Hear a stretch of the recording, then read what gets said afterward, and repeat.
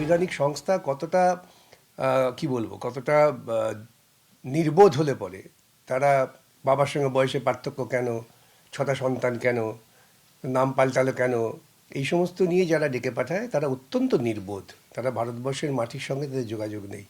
আর ডেকে পাঠাবেন কেন? তারা কেন যাবেন না? আমরা তো ছেলেবেলা থেকে দেখেছি ভোটকর্মীরা বাড়ি বাড়ি গিয়ে ভোটার তালিকা ঠিক করতেন। বাবুরা ওখানে আমলাতান্ত্রিক কায়দায় বসে ডেকে পাঠাবেন, ওরা উচিত ছিল গোটা টিম তৈরি করে প্রত্যেক বাড়ি বাড়ি গিয়ে খোঁজ খবর করা। সেই সব না করে মানুষের মধ্যে অশান্তি তৈরি করছেন, বয়স্ক মানুষদের টানাটানি করছেন, কত বড় অপদার্থ হলে পরে অমর্ত্য সেনকে টানাটানি করেন। অর্থাৎ এই প্রক্রিয়াটা যারা তৈরি করেছেন তাদের উদ্দেশ্যটা ছিল মানুষকে হ্যারাস করা, এবং তারা সেই মমতার দেওয়া অস্ত্রটাকেই ব্যবহার করেছেন। ভোটার লিস্টের নাম তোলার সঙ্গে নাগরিকত্বের কোনো সম্পর্ক নেই, কিন্তু সেই সম্পর্ক যুক্ত করার চেষ্টা করেছেন। যে সমস্ত নথি নির্বাচন কমিশন চেয়েছেন, আমি তো বহুদিন থেকে বলে আসছি, ওই সমস্ত নথি কি ভারতবর্ষের প্রধানমন্ত্রী, ভারতবর্ষের স্বরাষ্ট্রমন্ত্রী, ভারতবর্ষের মন্ত্রিসভার কেউ দিতে পারবেন? দিতে পারবেন নির্বাচন কমিশন তার গ্রামের ঠাকুমা পিসিমার কাছ থেকে এই নথি জোগাড় করতে? যে দেশে ঝড়ে জলে বন্যায় প্রত্যেক মানুষ প্রতি বছর এক প্রান্ত থেকে আরেক প্রান্তে ভেসে চলে যায়, সে দেশে নথি? এই সমস্ত নক্কারজনক কাজ করেই ওরা মানুষকে অশান্ত করছেন। শেষ আমার প্রশ্ন, যে আদালতে আপনার মতো বর্ষিয়ান আইনজীবী বা আরও যারা রয়েছেন সুপ্রিম কোর্টে বিচারপতিদের সামনে সওয়াল করে, আজকে মুখ্যমন্ত্রী সেই আদালতেই কালো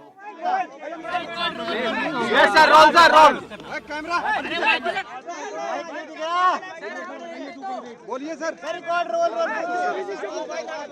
कैमरा आईने से दिखाओ भाई।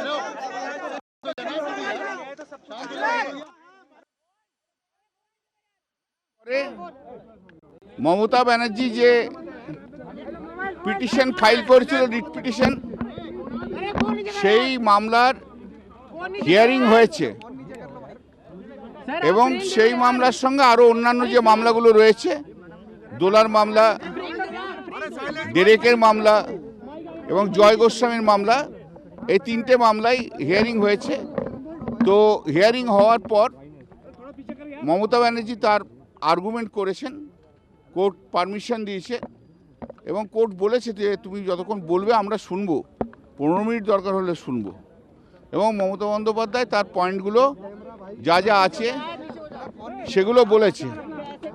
1 নম্বর পয়েন্ট যেটা বলেছে যে ডিলিশন হচ্ছে, কোনো ইনক্লুশন হচ্ছে না, ইনক্লুশনটাও দরকার। 2 নম্বর হচ্ছে role of micro observer and roll observer.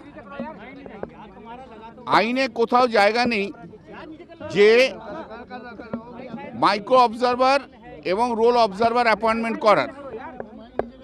3 নম্বর হচ্ছে এই যে লজিক্যাল ডিসক্রিপেন্সি বলেছে, যেগুলো কোনো ছোট ছোট মিস্টেক, যেমন খান, বাবার নাম খান লিখেছিল আলাউদ্দিন খান, এখন এসছে আলাউদ্দিন খাঁ। তার কার মিস্টেক? এটা তো ইলেকশন কমিশনের মিস্টেক। তার জন্য লোককে কেন হ্যারাস করা হবে? এরকম যেমন বিপুল, জজ সাহেবরাই বলেছে যে বিপুল, তো বাংলাতে উচ্চারণ তো বিপুল, তা সেটা কি করে মিসম্যাচ হয়? তারপর মহিলারা যাদের বিয়ে হয়ে গেছে, যাদের সারনেম চেঞ্জ হয়ে গেছে, তাদের কি করে মিসম্যাচ হয়? মহিলাদের বিয়ে হয়ে গেলে তো সারনেম চেঞ্জ হবেই। তারপরে আছে ডেথ পার্সন, 150 জন লোক মারা গেছে, সে কথাও বলেছে।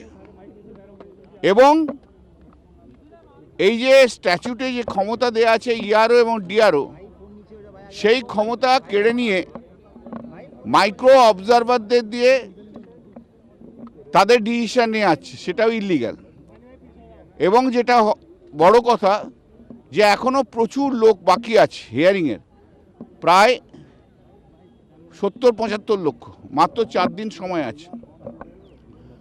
জজ সাহেবরা বলেছে সেরকম হলে আমরা টাইম বাড়াবো, উই আর থিঙ্কিং। এবং এই মামলা সোমবার দিন আবার হিয়ারিং হবে, তারপর যা ফাইনাল অর্ডার দেওয়ার তা ফাইনাল অর্ডার দেওয়া হবে। আরও 2-3টে ম্যাটার আছে, সেগুলোকে ট্যাগ করা হয়েছে। তারপরে সব মামলাতেই নোটিশ হয়েছে এবং সব মামলায় হিয়ারিং হবে। তো মমতা বন্দ্যোপাধ্যায় যে কারণে এসছিলেন, যে তার যে বক্তব্য পশ্চিমবাংলার মানুষের হয়ে বলার, তার অনেকটাই আজকে বলেছেন। বাকিটার পরে হিয়ারিংয়ে উনি যদি আসতে পারেন তাহলে বলবেন। তাহলে যেটা দাঁড়াচ্ছে সেটা হচ্ছে যে মমতা বন্দ্যোপাধ্যায় বাংলার মানুষের জন্য যে দাবি করে এসছিলেন, সেই দাবির আজকে কিছুটা অনেকটাই গ্রহণযোগ্যতা পেয়েছে সুপ্রিম কোর্টের কাছে, এবং যেগুলো বলেছেন সেগুলো মোটামুটিভাবে এগ্রি করেছেন। তাহলে আমি বলবো না, চলে যাচ্ছি। হ্যাঁ, তো তাহলে সেগুলো মোটামুটি গ্রহণ করেছে। সোমবার দিন আবার মামলা হবে, তারপর দেখা যাক কি অর্ডার দেওয়া হবে। তবে কোর্ট তার মাইন্ড এক্সপ্রেস করেছে যে আরও টাইম বাড়ানোর দরকার আছে। 2 নম্বর হচ্ছে এই যে ছোটোখাটো মিস্টেক, সেই ছোটোখাটো মিস্টেক বাদ দিয়ে ছোটোখাটো মিস্টেকগুলোকে গ্রহণযোগ্যতার মধ্যে রাখবে না। 3 নম্বর হচ্ছে শুধু দেখার দরকার কোর্টের, সেটা হচ্ছে যে যারা ডেথ তাদের নাম বাদ যাক, যারা বেঙ্গল থেকে চলে গেছে অন্য কোথাও চলে গেছে তাদের নাম বাদ যাক, কিন্তু যারা ভোটার রয়েছে সেই ভোটারদের কোনো রকম মিসম্যাচের কারণে সেই ভোটাররা যেন বাদ না যায়, এটা একটা মৌখিক অবজারভেশন করেছে এবং আপনারা নিশ্চয়ই দেখেছেন। Today the writ petition filed by Mamata Banerjee was taken up for hearing, and Mamata Banerjee has argued her case. Few points have been argued, and the Honorable Court observed that if required, more time will be given to her to argue her matters. And one observation is important, that the Honorable Court has said to Mamata Banerjee that two important points have been taken in the petition itself that's needed to be considered and decided. The Mamata Banerjee has argued the points. Number 1, only the deletion process is going on, no inclusion process has been taken up for long 4 months. Number 2, there is no power to appoint micro observer and the role observer, and the role observers are they are not subdivisional magistrate level rank. They are coming from Coal India, RBI, etc., etc. And all that micro observers have been brought from the BJP states, and argued that only in the 2 or 3 states where non-BJP is there, this is the process hurriedly is going on. But in the BJP state, the process has not been commenced, like Assam, North India, these cases. So far the logical discrepancy is concerned, she has said that very minor mistake, that has also been taken very seriously. Example given, father's name was Khan. Now this time they have printed Khan. So whose mistake it is? Court has given the example. Datta, D-U-T-T-A, Datta, D-A-T-T-A, Datta. Bandyopadhyay, Banerjee. Court has given the example. Bipul, B-I-P-U-L. In Bengali it is Bipul, B-I-P-U-L. How these mistakes can be how they can be disqualified for that? Now the Election Commission has been asked to address all that issues. So many issues have been raised, and orally it has been observed by the court that they may extend the time for the hearing purpose, because only 4 days are left, and 56, 58, nearly 60 lakhs have not yet been heard, which is not possible within this short period of time.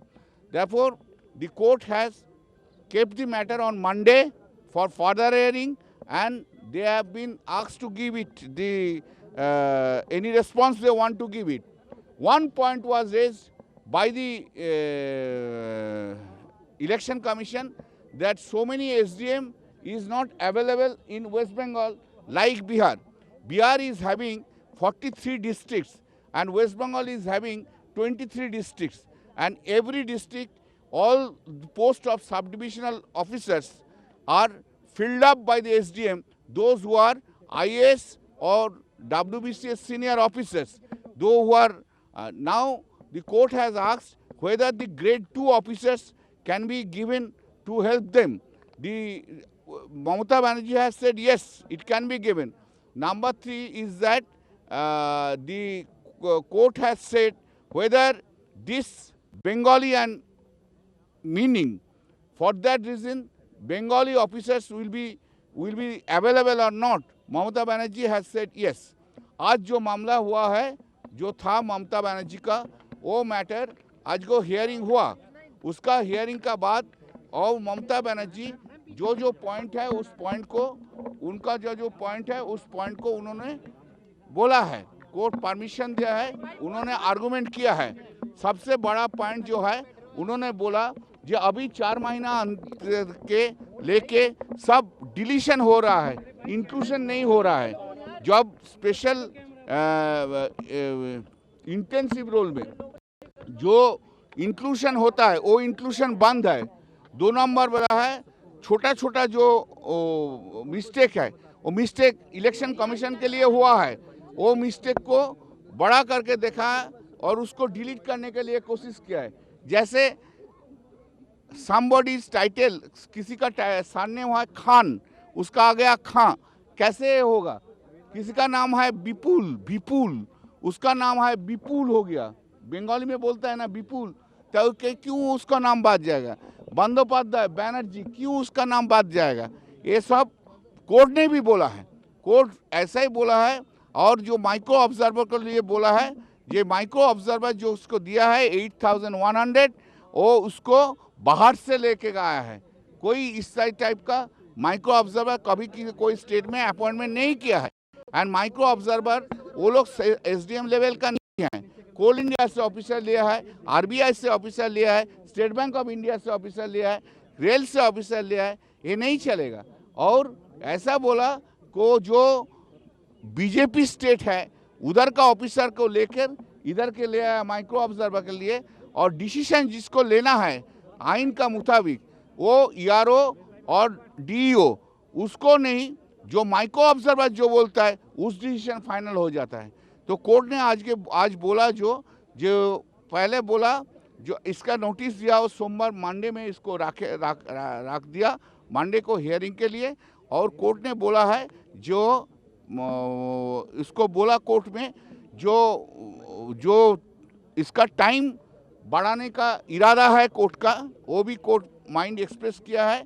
और micro और जो point जो बोला है उसको देखेंगे, और छोटा कोई गलती है तो गलती नहीं मानेगा, ये भी कोर्ट बोल दिया, छोटा कोई गलती है।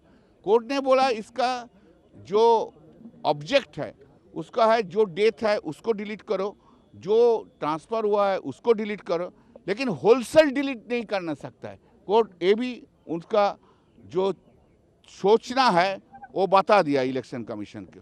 और एक बात बोला इलेक्शन कमीशन में, जो इतना SDM इधर नहीं मिलता है जितना SDM मिलता है वो बिहार में 43 डिस्ट्रिक्ट्स है और हम लोग का इधर 23 डिस्ट्रिक्ट्स है। इसलिए हम लोग का ऑल डिस्ट्रिक्ट में सब डिविजनल ऑफिसर सब SDM का लेवल का है। इसलिए कोर्ट बोला वेदर क्यों जो grade 2 officers can be appointment करने सकता है कि नहीं है। ममता बनर्जी ने बोला है हाँ ये भी देने सकता है, और लिस्ट देने के लिए बोल दिया है मंडे का पहले इसके नोटिस दिया है, उसको ऑब्जेक्शन मांगा है। इस मैटर को हियरिंग होगा, फिर सोमवार को उसका फिर भी सुनेंगे। Thank you. আমরা কল্যাণ বন্দ্যোপাধ্যায়ের বক্তব্য শুনছিলাম, শুভ, যে যদি এত কিছুই রাজ্যের শাসক দলের অভিযোগ থাকে তাহলে আদালতে যাক না, কিন্তু এইভাবে আদালতে যাওয়া, স্বয়ং তৃণমূল সুপ্রিমো, স্বয়ং রাজ্যের মুখ্যমন্ত্রী মমতা বন্দ্যোপাধ্যায় দেশের সর্বোচ্চ আদালতে গিয়ে তিনি তার বিষয়গুলো তুলে ধরবেন, সেটা হয়তো কেউই সেরকম আশা করেনি, কিন্তু সেটা তিনি করে দেখালেন। এবং সেই কারণেই রাজনৈতিক বিশ্লেষকরা বলছেন এটা একটা ঐতিহাসিক দিন এবং নজিরবিহীন ঘটনা। রাজা চট্টোপাধ্যায় আমাদের সঙ্গে রয়েছে নিউজরুম থেকে। রাজা, এর আগে যখন মমতা বন্দ্যোপাধ্যায় এই হিয়ারিং এ উপস্থিত ছিলেন, একেবারে প্রথম থেকেই তোমার সঙ্গে কথা হচ্ছিল মমতা বন্দ্যোপাধ্যায়ের বেশ কয়েকটা মন্তব্য, যেটা বিশ্লেষকরা বলছেন পলিটিক্যাল স্পিচ, এটা রাজনৈতিক ব্যক্তিত্বের দ্বারাই সম্ভব এই ধরনের কথা বলা। যেমন বিজেপি শাসিত রাজ্যের উদাহরণ টানা, কিংবা কেন্দ্রীয় সরকারি কর্মচারী যারা মাইক্রো অবজারভার হয়েছেন তাদের বিষয়ে উষ্মা প্রকাশ করা। কিন্তু রাজা, যদি বলতে হয়, দেখো মানে কোনো আইনজ্ঞ হয়তো এটা আজকে ধরে নেননি যে আজকে এটার ফেসলা হয়ে যাবে, কোর্ট কোনো একটা নির্দেশ দিয়ে দেবে, ব্যাস কালকে থেকে সবকিছু আবার ঠিকঠাক হয়ে যাবে। কিন্তু আজকে যেটা ঘটলো সেটার তো একটা রাজনৈতিক সুদূরপ্রসারী বিষয় রয়েছে রাজা। হ্যাঁ, সুদূরপ্রসারী বিষয় এটাই যে মমতা বন্দ্যোপাধ্যায় আজকে তিনি সব থেকে ভালো জানেন তিনি কোন উদ্দেশ্যে গেছেন। মমতা বন্দ্যোপাধ্যায় তার সমর্থক, তার যারা অনুগামী, সেটা রাজ্যের সাধারণ মানুষ হোক বা অন্যান্য তারা কোনো পদেই থাক বা না থাক, তার যেটা মানে পছন্দের যারা বা তাকে যারা পছন্দ করেন তাদের কাছে তিনি এই বার্তাটা দিতে চাইলেন যে দেখো, সোল লড়াইটা কিন্তু আমি লড়তে এলাম এখানে, আমি কিন্তু লড়তে এলাম তোমাদের জন্য একজন সাধারণ মানুষ হিসেবে। এইটা রাজনীতির ভাষ্যটা হতে পারে, এটাই তিনি তো বলেছেন কোর্টের ভেতরে। কিন্তু প্রশ্নটা হচ্ছে সুপ্রিম কোর্ট তো রাজনীতির কথা ভেতরে শুনবে না, এটা শুনতে ভালো করে এটা অ্যানালিসিস করার দরকার আছে। ইলেকশন কমিশন হচ্ছে হাইয়েস্ট অথরিটি ইলেকশন পরিচালনা করার আমাদের দেশে according to constitution. Election commission একটা রাজ্যকে আলাদা করে টার্গেট করছে এরম কোনো কথার পিঠে চিফ জাস্টিস বা তার সহকারী জাস্টিসরা এমন কোনো মন্তব্যও করবেন না, কোনো অবজারভেশনও দেবেন না, কারণ এটা অ্যাবসার্ড, এটা হয় না। এটা যদি প্রেসিডেন্স তৈরি হয়ে যায় তাহলে সেটা তো পলিটিক্যাল ব্যাটল ক্যানট ফট ইন বিটুইন দ্য মানে ইনসাইড দ্য কোর্ট। উনি লড়তে গেছেন রাজনীতির লড়াই, ফলে উনি রাজনীতির লড়াইয়ের যে ভাষা বা যে পরিভাষা হয় সেইগুলোই উনি বলবেন, কারণ উনি তো প্র্যাকটিসিং লয়ার নন, উনি তো প্রত্যেক দিন আদালতে সওয়াল জবাব করেন না। উনি এই টেকনিক্যালিটিসের দু একটা কথা বলার পর, লজিক্যাল ডিসক্রিপেন্সি ডাকা হচ্ছে, হেনস্থা করা হচ্ছে ইত্যাদি প্রভৃতি বলার পর উনি চলে গেলেন ওর রাজনৈতিক যে ভাষ্যটা আছে সেইটা সেখানে এস্টাবলিশ করতে। And that is what she wanted. তিনি তো এটাই চাইবেন, যে কোনো রাজনীতি কি তাই করবেন, তিনি তো এটাই চেয়েছিলেন, তিনি সেটাই করবেন। কিন্তু প্রশ্নটা হচ্ছে সুপ্রিম কোর্ট কি বলল, যে দেখুন এই যে বানানের হেরফের এগুলো মিটিয়ে নেওয়া যায় অফিসার স্তরে, আপনি স্টেট বলুন কজন অফিসার দিতে পারবেন। এই পরের দিনের শুনানির কিন্তু মুখরা এখানে তৈরি হয়ে গেল, সুরটা তৈরি হয়ে গেল, অর্থাৎ এসআইআর যেমন চলছে তেমনই চলবে, যেহেতু এটা একটা কনস্টিটিউশনাল প্রক্রিয়া। আমি বারবার বলছি ইন্ডিয়ান কনস্টিটিউশনের এটাই বিউটি, যে কখনো দেশের কোনো আদালত কখনো নির্বাচন কমিশনের কাছে। তোমাকে থামাচ্ছে, এই মুহূর্তে আমাদের সঙ্গে রয়েছেন বিজেপি মুখপাত্র দেবজিৎ সরকার। দেবজিৎ বাবু, শুভজিৎ রয়েছে, রাজা, শর্মিষ্ঠা, তিনজনেই আছি। আপনারা রাজ্যের প্রধান বিরোধী দল, এইটুকু অন্তত আমরা অনুমান করতে পারি রাজ্যের মুখ্যমন্ত্রী যখন সুপ্রিম কোর্টে গিয়ে সওয়াল করছেন, বক্তব্য রাখছেন, তখন পুরোটাই আপনারাও দেখেছেন। আপনাদের রিয়াকশনটাকে নিয়ে নিই, তারপরে আসছি বাকি প্রশ্ন। গণতন্ত্র বাঁচাও, এই কথা আমরাই বলছি। গণতন্ত্র নেই, তার কারণ হচ্ছে তৃণমূল কংগ্রেস। এখন উল্টি চোর কোতোয়াল কো ডাঁটে বলে একটা কথা আছে, চোরের মায়ের বড় গলা। গণতন্ত্র যিনি বাজেয়াপ্ত করে ফেললেন, যারা বিরোধীদের কণ্ঠস্বর রোধ করলেন, এই দলের যিনি নেত্রী, তিনি গিয়ে চিৎকার করে বলছেন গণতন্ত্র বাঁচাও। এর থেকে বাজে জিনিস আর কি হতে পারে? মানুষ এইসব নাটক বুঝে গেছে, যাত্রাপালা চলবে না। 26-এর নির্বাচনের পরে তৃণমূল বিসর্জিতই হবে। 26-এর নির্বাচন তৃণমূলের বিসর্জন। দেবজিতা, যখনই এসআইআর নিয়ে রাজ্যের শাসক দলের পক্ষ থেকে বিরোধিতা করা হয়েছে, তখন যখনই আপনাদের কারো রিয়াকশন নেওয়া হয়েছে বিজেপি, তারা বলেছেন যদি সত্যিই কোনো রকম সমস্যা থাকে, যদি সত্যিই কোনো অভিযোগ থাকে, তাহলে আদালতে যাক না। আদালতের পথ আপনারা দেখিয়েছেন, সেই আদালতে গেলেন তৃণমূল সুপ্রিমো মমতা বন্দ্যোপাধ্যায়, খোদ রাজ্যের মুখ্যমন্ত্রী মমতা বন্দ্যোপাধ্যায়, তিনি আদালতে গিয়ে সওয়াল করলেন। এই বিষয়টা কি কোথাও এবার আপনাদেরকে একটু অস্বস্তিতে ফেলবে, না কোথাও কোনো সমস্যা হলো না, এরপর আপনারা কি যুক্তি দেবেন? কোনো সমস্যা নেই, কোনো অস্বস্তি নেই। আদালতে যে বিষয়ে উনি কথা বলছেন সেটা সবাই দেখতে পাচ্ছে লাইভ লয়ে, এবং আদালতও দেখতে পাচ্ছেন। আদালত কি বলতে চেয়েছেন, কি বলেছেন, সেটাও সবার সামনে আছে, মানুষের দৃশ্যমানতাতেই আছে। কোনো লুকোচুরির ব্যাপার নেই। সবাই জানে যে 15 থেকে 16 কোটি টাকা খরচ করে 340 জন সাধারণ মানুষ যারা কোনো দায়িত্বে নেই তাদের মধ্যে অনেককে, তাদেরকেও সরকারি এক্সটেকারে উড়িয়ে নিয়ে যাওয়া হয়েছে এবং নিট ফল হবে শূন্য। তার কারণ বিভ্রান্তি ছড়িয়েছে তৃণমূল কংগ্রেস, বিভ্রান্ত করছে রাজ্যের প্রশাসন। এর দায় তৃণমূলকেই নিতে হবে। নো এসআইআর নো ভোট, এটা আমাদের ঘোষণা।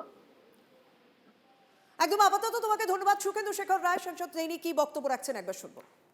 মানতে হবে, মানছে না। আপনারা বলেছিলেন মাধ্যমিকের অ্যাডমিট কার্ড মানতে হবে, মানছে না। তার পাশাপাশি এক একটা মানুষকে কেউ নল নিয়ে নাকে নল নিয়ে আসছে, কাউকে কোলে করে নিয়ে আসতে হচ্ছে, ডিফারেন্টলি এবল লোকদেরকে, কেউ হামাগুড়ি দিয়ে আসছে। 150টা লোক প্রায় মারা গেছে, কেউ তার মধ্যে কেউ কেউ তো বিয়ের পর্যন্ত সুইসাইড করেছে। উনি বলেছেন যে 100-র বেশি মানুষ মারা গেছেন এবং কেউ কেউ সুইসাইড করেছে।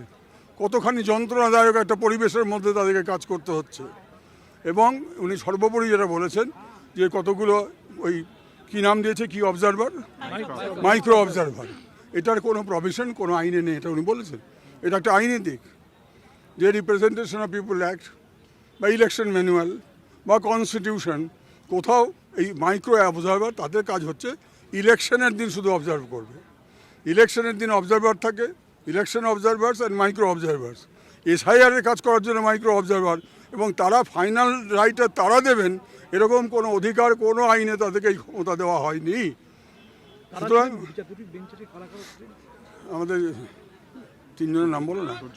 সূর্যকান্ত কি জানো, সূর্যকান্ত কি জানো, শুধু রাজার কাছে আরো একবার যাব। রাজা, আমরা দেখছিলাম বিভিন্ন পলিটিক্যাল রিয়াকশন তো আসছে, সেগুলো আমরা দেখাবো, কিন্তু দেখো যে বিষয়গুলো নিয়ে আলোচনা হচ্ছিল, তুমিও শুরুতে যে কথা বলেছিলে তার মধ্যে একটা বিষয় অবশ্যই ছিল যেটা নিয়ে নতুন করে গতকাল আবেদন করা হয় সুপ্রিম কোর্টে। মমতা বন্দ্যোপাধ্যায়ের আইনজীবী আবেদন করেছিলেন যে 25-এর ভিত্তিতে 26-এর ভোটটা করতে হবে। আমরা প্রশ্ন তুলেছিলাম তাহলে কি করে হয়, এটা তো একটা রাজ্যের ক্ষেত্রে হতে পারে না, গোটা দেশে যেখানে যেখানে এসআইআর হচ্ছে তার ক্ষেত্রে প্রযোজ্য হওয়া উচিত। আমরা প্রশ্ন তুলেছিলাম কি করে হয়, একটা রাজ্যে নতুন করে এসআইআর হয়ে গেল, ভোট হলো বিহারে, তারপরে বাকি রাজ্যগুলোর ক্ষেত্রে কি করে এটা হতে পারে। আমরা এই প্রশ্ন তুলেছিলাম, এসআইআরটা ছেড়ে দাও, কন্টিনিউয়াস যে প্রসেস রয়েছে ভোটার তালিকা সংশোধনের, সেটাও তো 25-এর ভিত্তিতে 26-এ ভোটের কথা বলে না। 25-এর অক্টোবর নভেম্বর এবং জানুয়ারি, 26-এর জানুয়ারিতে যে তালিকা বেরোবে তার ভিত্তিতে ভোট হওয়া উচিত, যদি এসআইআরটা নাও হয়। আজকে দেখো এই 25-এর প্রসঙ্গ কি কোথাও উঠলো শুনানিতে? না দেখো, 25-এর প্রসঙ্গ ওঠেনি, কিন্তু তাদের রিট পিটিশন, মানে রিট পিটিশনটাই কিন্তু আবেদনে সেটাই বলা হয়েছে, তিনি চাইছেন তাই। আর সেটাও তো অ্যাবসার্ড। আরে 26 জানুয়ারিতে তো একটা এমনি রিভিশনের তালিকা বেরোতো, তাহলে সেই তালিকা ওয়াই নট অ্যাকর্ডিং টু সেই তালিকা। কিন্তু সব থেকে বড় কথা হচ্ছে ওয়ান্স পশ্চিমবঙ্গে এসআইআর চালু হয়ে গেছে, এটা তো সাংবিধানিক প্রক্রিয়া, এটাকে ঠেকিয়ে দেওয়ার সাধ্য কারণেই, তার কারণ সবাই আইনে বাঁধা। সুপ্রিম কোর্ট তো নিজে আইনের ঊর্ধ্বে নয়, সুপ্রিম কোর্ট আইনের কাস্টোডিয়ান, সেরা কাস্টোডিয়ান, কিন্তু সুপ্রিম কোর্টকেও তো মানে has to go according to law. ফলে প্রশ্ন হচ্ছে, তোমাকে যে পয়েন্টটায় আমি এখন নিয়ে আসতে চাইছি সেটা অত্যন্ত ইম্পর্টেন্ট, এখনো কোনো জায়গায় আলোচনা হয়নি। এসো আমরা এই আলোচনাটা করে ফেলি, মাচ মোর ইন্টারেস্টিং। পরের শুনানি কবে?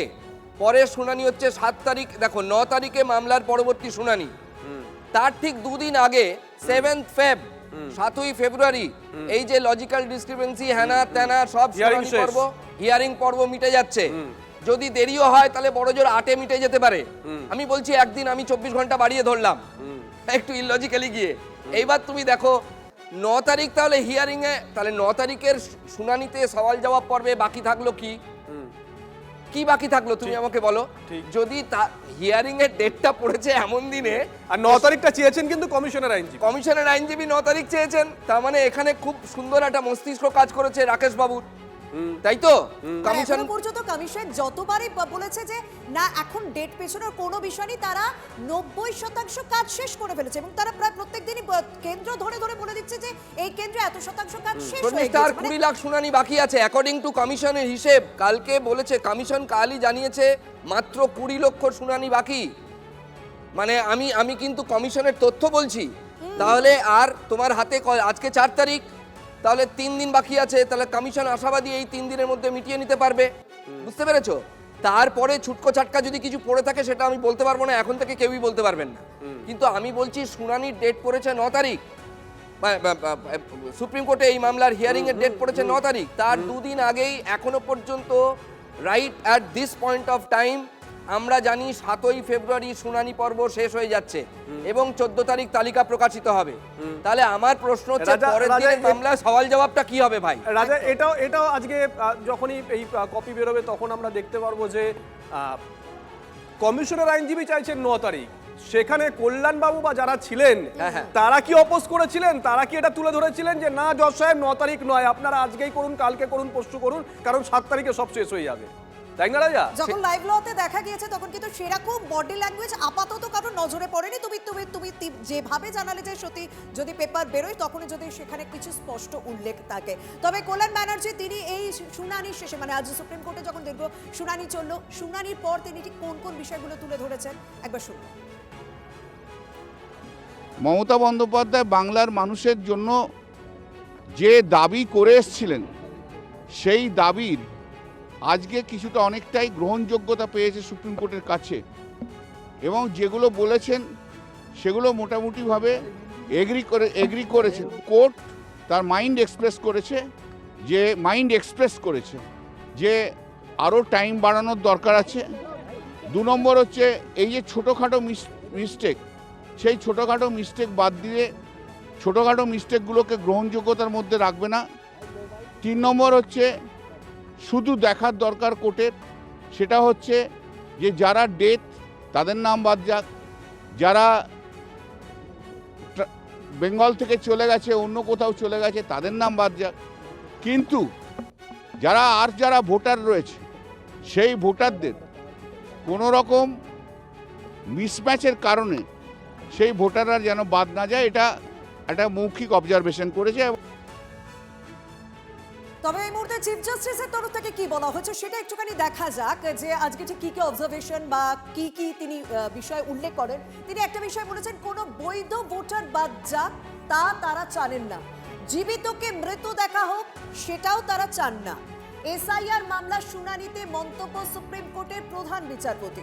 একই সঙ্গে নামের বানান সংক্রান্ত সমস্যার কথা স্বীকার করে নেন তিনি।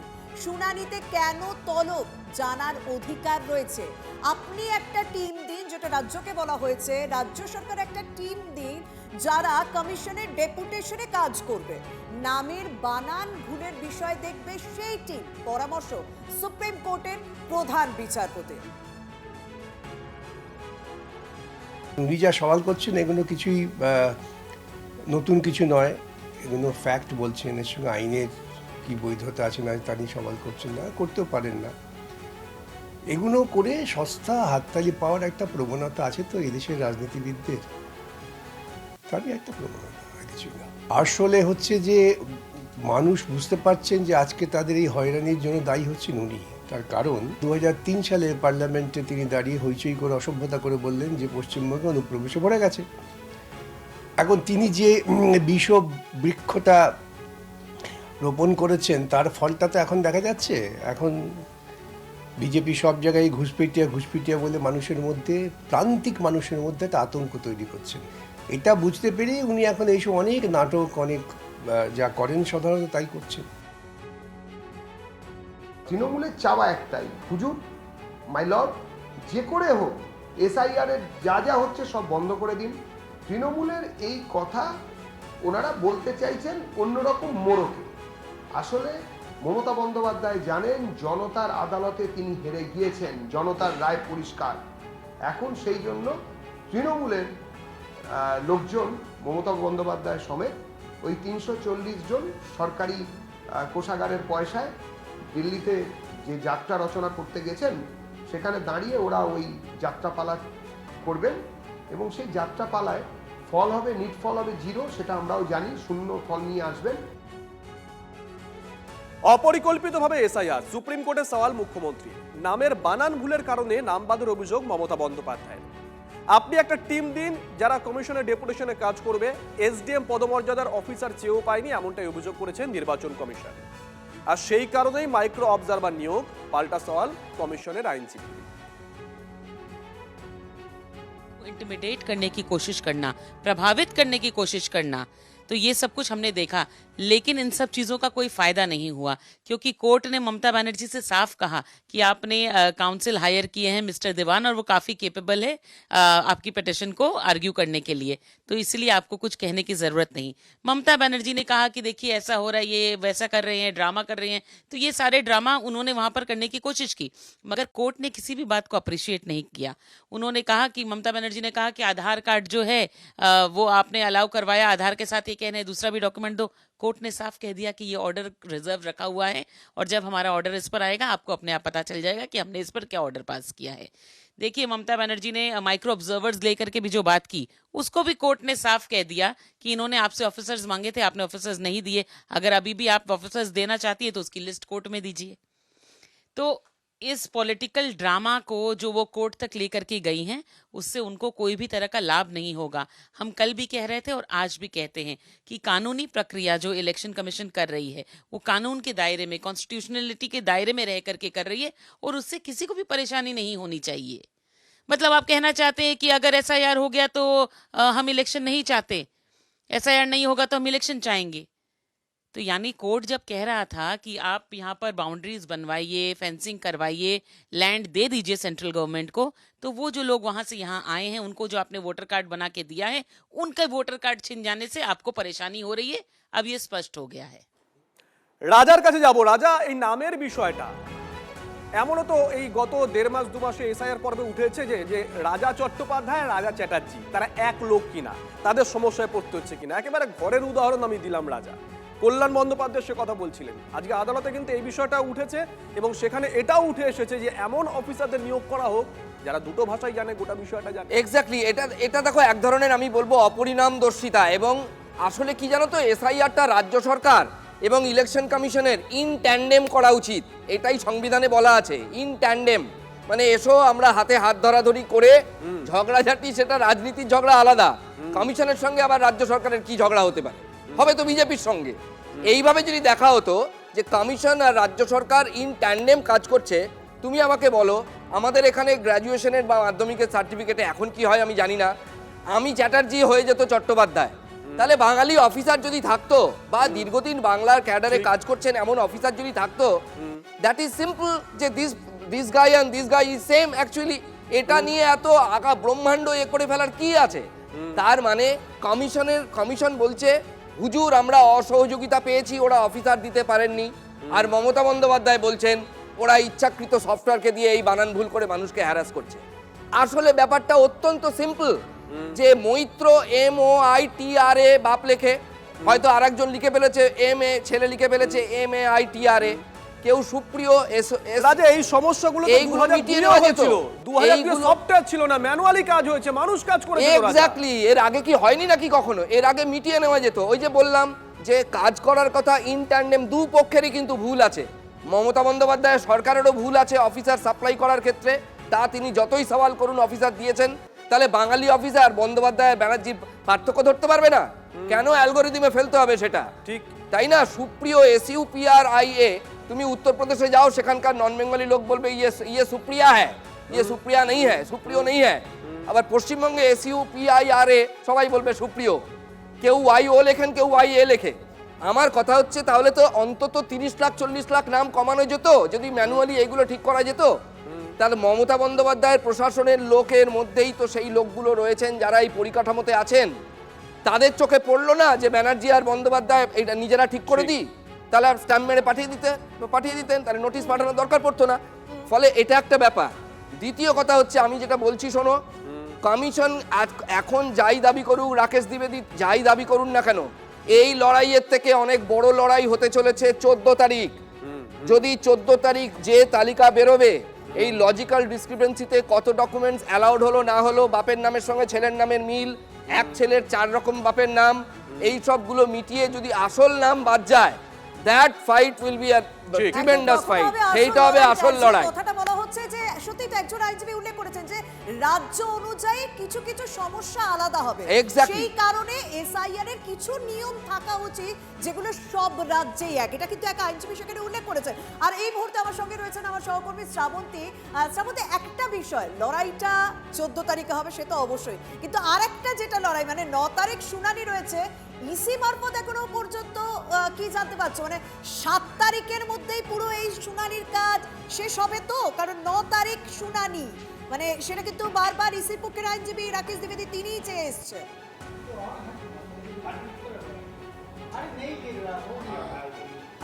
দেখো, আজকের যেরকমভাবে মুখ্যমন্ত্রী দাবি করেছেন এবং সেখানে প্রধান বিচারপতি একটা কথা বলছেন যে রাজ্য যদি চায় তাহলে একটা টিম তৈরি করে দেওয়া হোক, যারা এই লজিক্যাল ডিসক্রিপেন্সি যেটা নিয়ে এত কথা হচ্ছে, এই ব্যানার্জি কেন বন্দ্যোপাধ্যায়, এই বানানের জন্য হয়রানির শিকার হচ্ছেন মানুষ, সেই টিমটা খতিয়ে দেখতে পারে।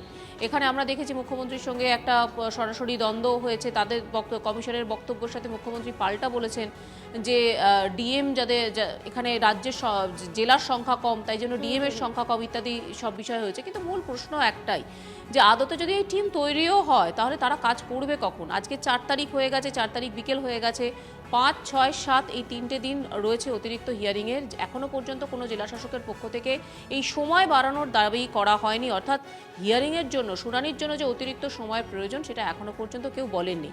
উল্টে মাইক্রো অবজারভার যাদেরকে নিয়োগ করা হয়েছিল তাদেরকে সরাসরি উইথড্র করেছে কমিশন এবং তাদেরকে আপাতত ফের আরেকটা ফাইনাল চেকিংয়ের জন্য তারা এসে কমিশনের অফিসে বসে কাজ করবেন, এরকম একটা নির্দেশিকা দেওয়া হয়েছে। সেখানে এই নতুন করে টিম যদি আসে বা লজিক্যাল ডিসক্রিপেন্সি আর কাউকে যাতে না ডেকে দেওয়া হয়, এই প্রশ্নটার গুরুত্ব কতখানি সেটা নিয়ে প্রশ্ন উঠছে। কারণ গতকালই আমরা দেখেছি কমিশনের তথ্য দেওয়া অনুযায়ী 1,40,00,000 নোটিশ জেনারেট হয়ে গেছে, যার মধ্যে 90-এর উপরে বেশি মানুষের হিয়ারিং সম্পন্ন হয়ে গেছে।